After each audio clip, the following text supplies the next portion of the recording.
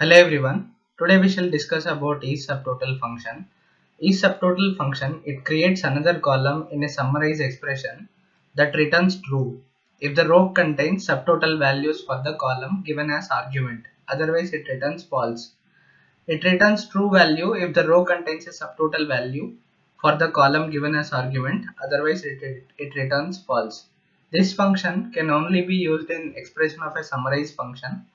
This function must be preceded by the name of the Boolean column. Let us see how it works. I'll show you this sales table where we have date, country, distributor, brand, operator and other values. Suppose that I want to see the subtotals of brand and also like I could summarize it. I'll make a new table. I'll click on the new table over here. Okay. Now suppose that I want total sales with respect to my brand. Total sales, I have created a measure which is sum of sales. I'll write brand sales equal to, this is my table which I am creating. Summarize function, it returns a table. Here in the table name, in the first parameter of summarize function, I am using sales. I'll put a comma. In the group by column name, I want to group by brand. Okay. In the third parameter, I could use other multiple columns. Instead of using multiple columns, I'm trying to provide the name which is sales. Okay, here as I input sales, it would take the default expression as name. Okay, and in the expression parameter which I am showing you, I have this measure called total sales, which is sum of sales. Okay, this is a simple summarize function where you summarize the data to extract the brand wise sales, total sales, or brand wise you could say sum of sales. Here as I extract the brand wise sales, here you could see that for there are 6 brands. These are the total sales which are visible in the output. Okay, suppose that I want subtotal for it. We have a function called rollup. Rollup function, it identifies a subset of columns specified in the call to summarize function that should be used to calculate subtotals. Rollup group, it should be used to calculate groups of subtotals. Here we shall now use the rollup function. I'll close the parenthesis of brand. Okay, what I have done is in the second parameter, in the brand I have enclosed within a rollup function. I'm just clicking over here. Let us notice the difference.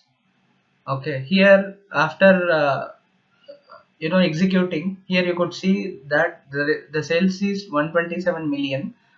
That is how rollup is helping us to make this subtotal.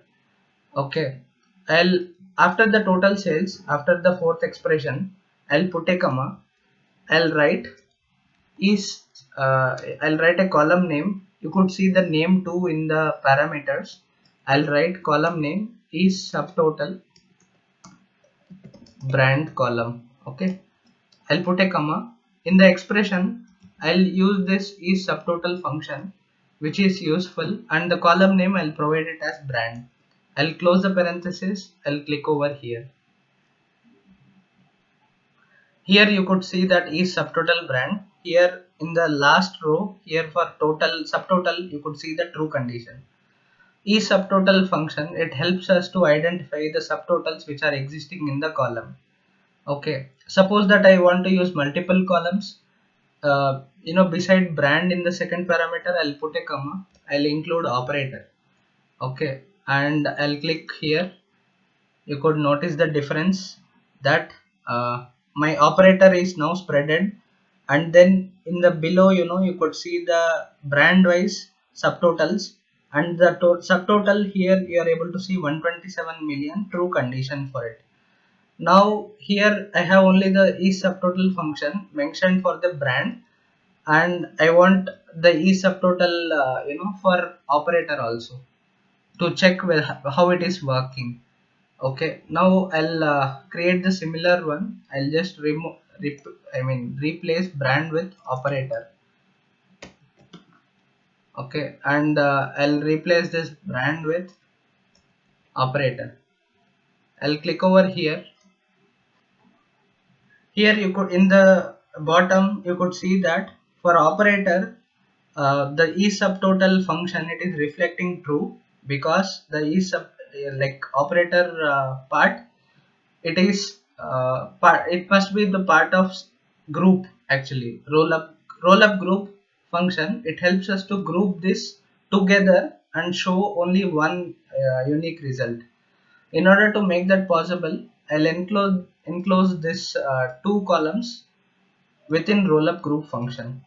Okay, I'll write rollup group. I'll close the parenthesis. Okay, and click over here. Here you could see that now my rollup, by using rollup group, the additional subtotals which are appearing only based upon the operator has now disappeared.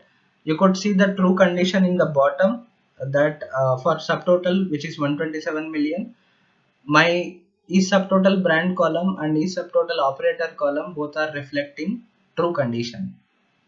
I hope ISSUBTOTAL function is now understandable. It confirms that if there is any subtotal in the sales column or the aggregated column, it reflects true. If there is no subtotal, it reflects false. Okay, this is all for now. Thank you for watching, and we shall meet in the next video.